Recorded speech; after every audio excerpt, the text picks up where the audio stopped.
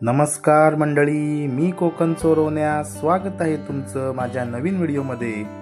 आज मी गेलो होतो देवरुखला आणि मध्येच जाताना थांबलो निवळीत। म्हटलं निवळीतल्या आस्वाद वडापावचा घेऊया आस्वाद आणि मग मी गेलो वडापाव खायला। आस्वाद वडापाव सेंटर निवळी। मी केली एक वडापावची ऑर्डर आणि मग माझ्या समोर गरमागरम असा वडापाव तयार।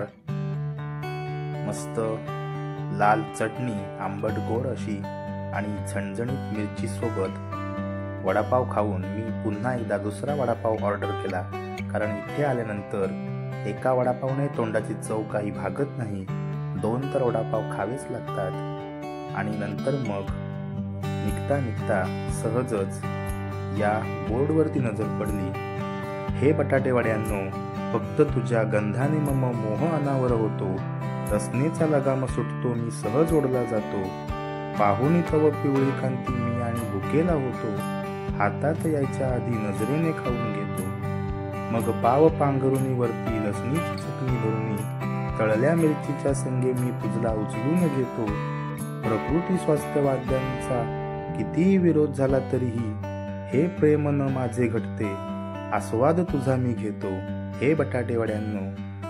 अतिशय सुंदर असं काव्य रचना पाहून मस्त वाटलं। धन्यवाद।